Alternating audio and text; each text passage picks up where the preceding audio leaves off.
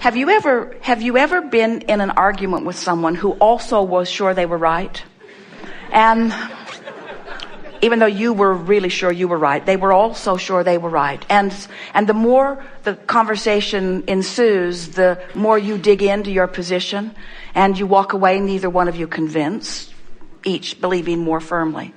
So what we are saying to you is, in this attitude of trying to find the solution while the problem is really active, if you have a financial problem really active, in other words, if this is the moment that you've been worrying, if you've been worrying and something's just happened and your sense of not having enough money is really strong within you, that's the last moment in time for you to sit with affirmation cards that are just going to make you choose the opposing position. You see what we're getting at?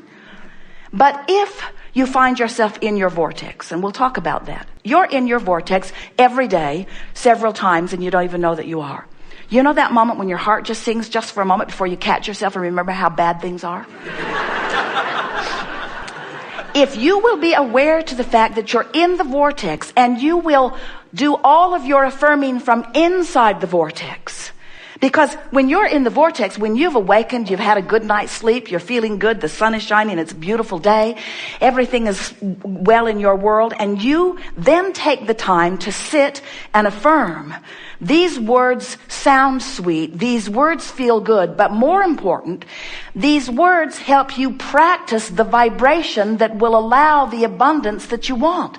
This is the thing that we want you to hear. Whatever you are giving your attention to is causing you to offer a vibration, and the more you do it, the more you are likely to do it. It's like exercising a muscle.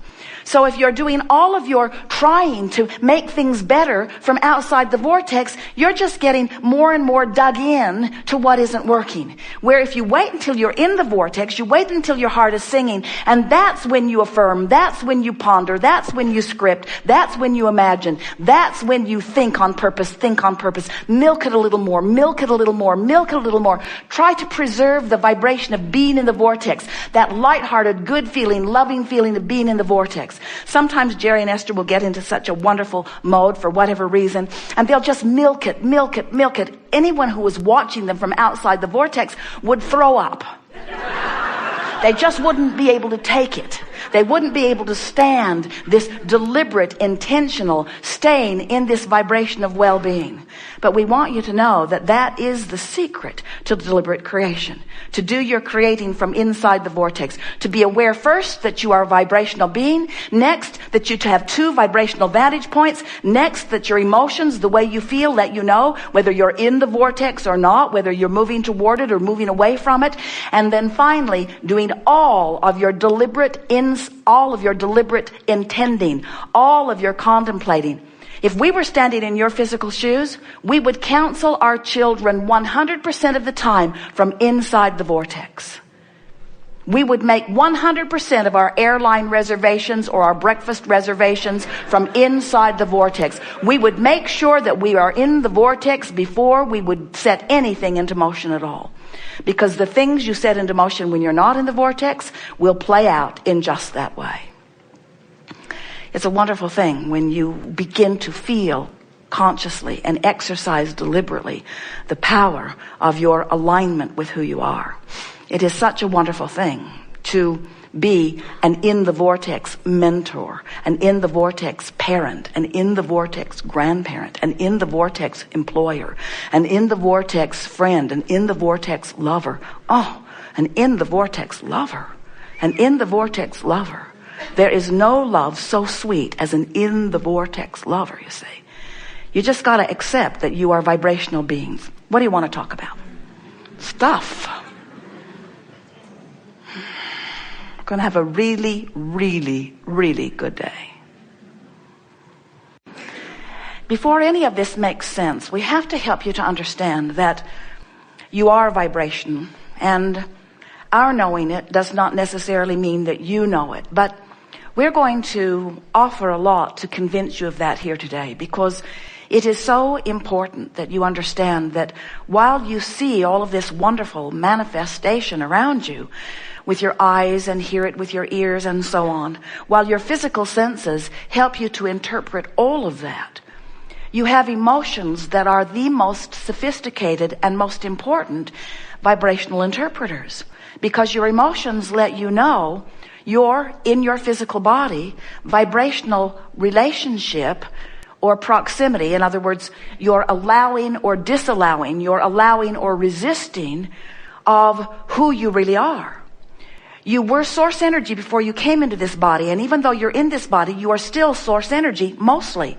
The non-physical part of you that you call source, we call inner being, that part of you is eternal and still non-physically focused, not manifested like you.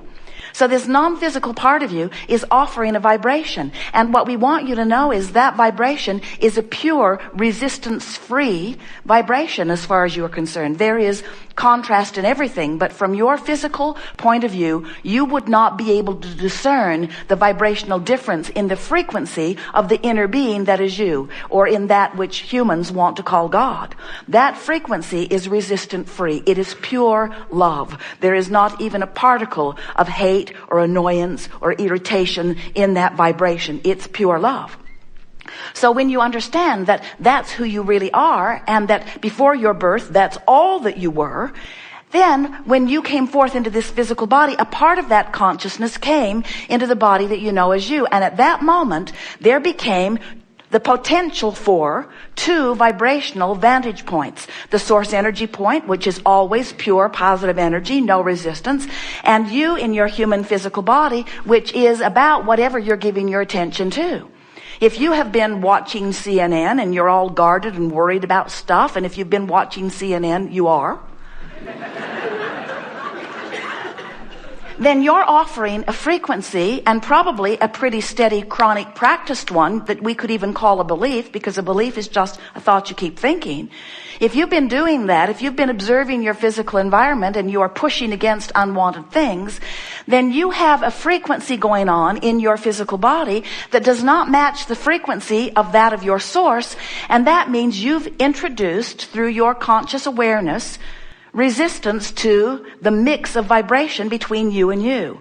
And when you do that, your emotions give you feedback that help you to know that. That's what fear is. Fear is a really strong indicator that you've really got a resistant thought going on that is not meshing with the non-resistant thought of the source within you.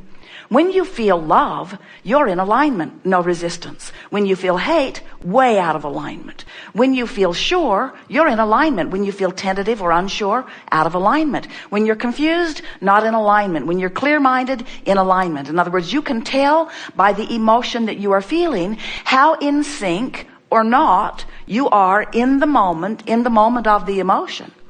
What happens with a lot of our physical human friends is that you become accustomed to the feelings of misalignment, to the feelings of resistance.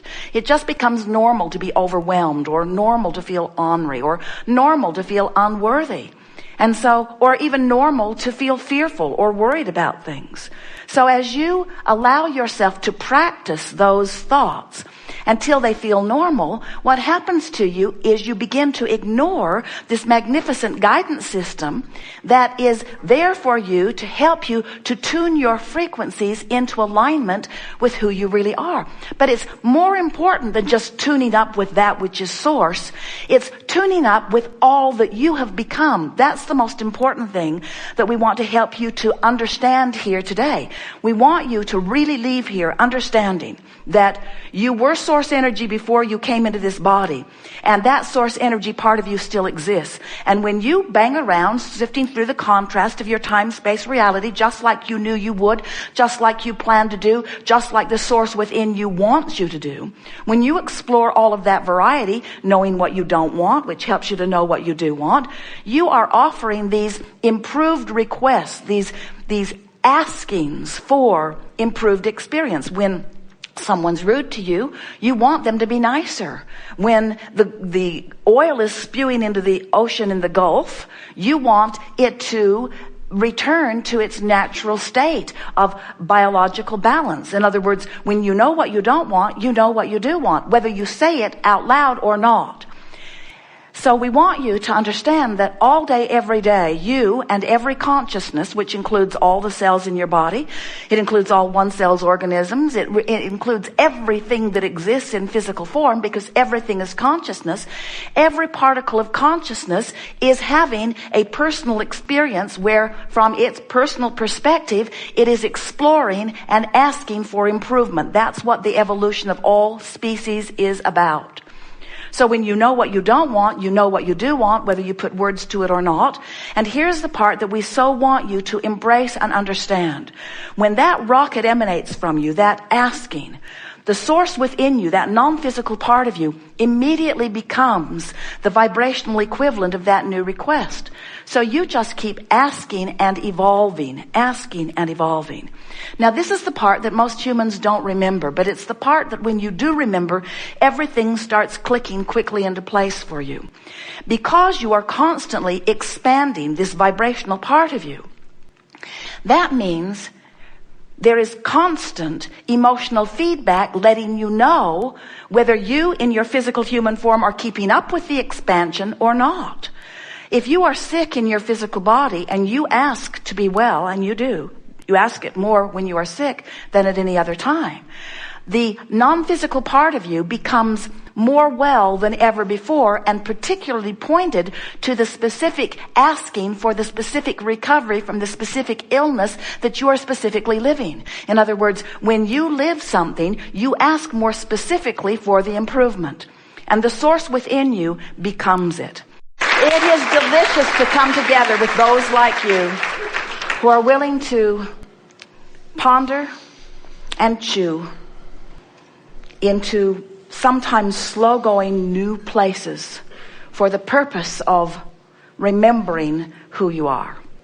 There has never been a more satisfying co-creative experience in all of the universe. There is great love here for you.